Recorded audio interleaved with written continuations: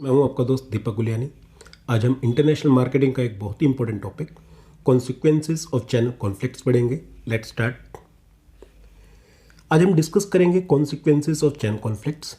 देखिए, channel conflicts जो हैं वो एक लिमिट तक तो अच्छे रहते हैं, क्योंकि उससे क्या है कि जो जितने भी चैनल मेंबर्स हैं उनके बीच में एक अच्छा जो है कंपटीशन लेवल बना रहता है, एक हेल्दी कंपटीशन बना रहता है।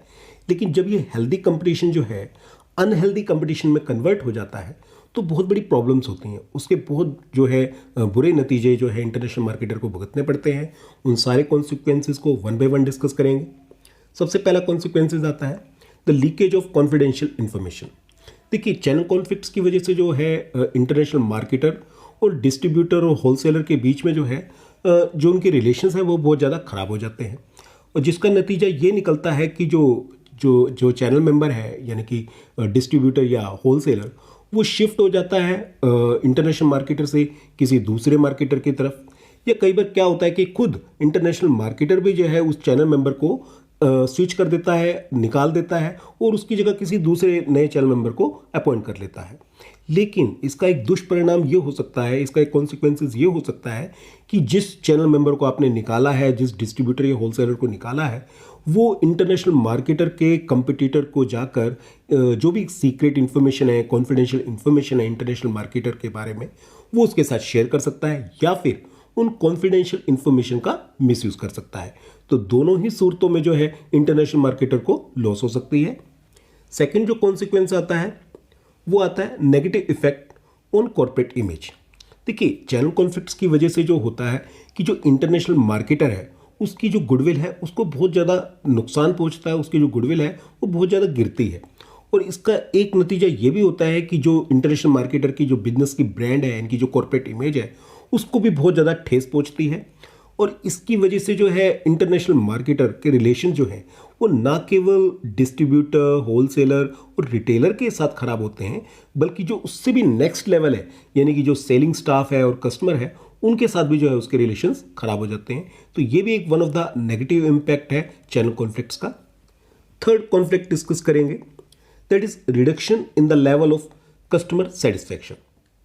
देखिए, जो आपके चैनल मेंबर हैं, चैनल कॉन्फ्लिक्ट्स की वजह से उनमें अनसेटिस्फैक्शन लेवल बढ़ेगा, और जो डिससेटिस्फाइड चैनल मेंबर हैं वो हो सकता है कि जो कस्टमर्स हैं उनको गुड आफ्टर सेल सर्विसेज या क्रेडिट फैसिलिटी पहुंचाने के लिए ज़्यादा एफर्ट्स ना लगाएं, और जिसका नतीजा ये निकलेगा कि जो कस्टमर का जो सेटिस्फैक्शन लेवल है वो धीरे धीरे कम होगा। तो ये भी एक one of the negative impact है चैनल कॉन्फ्लिक्ट्स का। नेक्स्ट जो कॉन्सिक्वेंस डिस्कस करेंगे, that is negative effect on the sales and profits. देखिए, चैनल कॉन्फ्लिक्ट्स की वजह से जो है जो इंटरनेशनल मार्केटर और चैनल मेंबर्स के बीच में जो है एक बहुत बुरे रिलेशंस हो जाते हैं, और ये जो डिससेटिस्फाइड चैनल मेंबर है ये हो सकता है कि इंटरनेशनल मार्केटर की सेल्स को बढ़ाने के लिए बिल्कुल भी एफर्ट्स ना करें या उस अपने दिल से या पूरी जान लगा के एफर्ट्स ना करें। और यहाँ तक भी हो सकता है, अगर मान लीजिए इंटरनेशनल मार्केटर जो है वो मल्टी ब्रांड रिटेल स्टोर के थ्रू बेचता है, तो जो मल्टी ब्रांड रिटेल स्टोर है वो इंटरनेशनल मार्केटर के ब्रांड को प्रमोट करने की बजाय किसी दूसरे मार्केटर के ब्रांड को प्रमोट कर सकता है, और जिसका बुरा नतीजा ये निकलेगा कि जो इंटरनेशनल मार्केटर की जो सेल्स है, जो प्रॉफिट्स है, वो लगातार गिरने लगेंगे। नेक्स्ट जो कॉन्सिक्वेंस आता है वो आता है difficulty in expansion of business. देखिए, अगर इंटरनेशनल मार्केटर जो है वो एक न्यू सेल्स टेरिटरी में जो है एंट्री करना चाहता है, अपने बिजनेस को एक्सपेंड करना चाहता है, लेकिन चैनल कॉन्फ्लिक्ट्स की वजह से जैसा हमने डिस्कस किया उससे जो इंटरनेशनल मार्केटर की जो गुडविल है, कॉर्पोरेट इमेज है, वो दोनों गिरती हैं, और जिसका नतीजा ये निकलता है कि जो न्यू सेल्स टेरिटरी के अंदर जो उसे नए चैनल मेंबर जो है अपनी ओर अट्रैक्ट करने होंगे वो इतने आसानी से उसकी तरफ अट्रैक्ट ना हो, उससे साथ जो है एग्रीमेंट करने के लिए या बिजनेस करने के लिए राजी ना हो। क्यों? क्योंकि जो न्यू चैनल मेंबर हैं वो देखेंगे कि ऑलरेडी इंटरनेशनल मार्केटर के अपने एग्जिस्टिंग चैनल मेंबर के साथ डिस्प्यूट चल रहे हैं, कॉन्फ्लिक्ट्स चल रहे हैं, तो वो ऐसे इंटरनेशनल मार्केटर के साथ बिजनेस करना पसंद ना करें। तो इससे जो है इंटरनेशनल मार्केटर को अपने बिजनेस को एक्सपेंड करने में भी जो है बहुत ज़्यादा दिक्कतों का सामना करना पड़ेगा, बहुत ज़्यादा परेशानी का सामना करना पड़ेगा। नेक्स्ट जो कॉन्सिक्वेंस आता है वो आता है इंक्रीज इन वेस्टफुल एक्सपेंडिचर। देखिए, जो इंटरनेशनल मार्केटर है और चैनल मेंबर्स है इनके बीच का जो डिस्प्यूट है, अगर वो इंटरनल मैकेनिज्म से सोल्व नहीं होता, यानी कि आपसी सलाह मशवरा से या समझौते से सोल्व नहीं होता, तो उसका नतीजा ये निकलेगा कि ये जो मैटर है वो कोर्ट कचहरी में पहुंच जाएगा। अब कोर्ट कचहरी में पहुंचने से जो है कि जो लिटिगेशन के जो एक्सपेंडिचर है, यानी कि जो कानूनी खर्चे हैं वो बहुत ज़्यादा बढ़ जाएंगे, जो इंटरनेशनल मार्केटर को बियर करने पड़ेंगे। और इसका एक नतीजा ये भी हो सकता है कि इंटरनेशनल मार्केटर को बहुत जगह जो अपने डिस्ट्रीब्यूशन सेंटर्स हैं वो भी बंद करने पड़े, और जिससे भी जो है उसके जो एक्सपेंडिचर हैं, लॉसेज हैं, वो लगातार बढ़ेंगी। और ये भी हो सकता है कि इंटरनेशनल मार्केटर को अपने एग्जिस्टिंग चैनल मेंबर्स की जगह नए चैनल मेंबर अपॉइंट करने पड़े, और जिससे जो है जो रिप्लेसमेंट कॉस्ट है वो भी बढ़ेगी, और एज वेल एज जो टाइम है वो भी ज़्यादा वेस्ट होगा। तो ये भी एक बहुत बड़ा एक तरीके से दुष्परिणाम है चैनल कॉन्फ्लिक्ट्स का।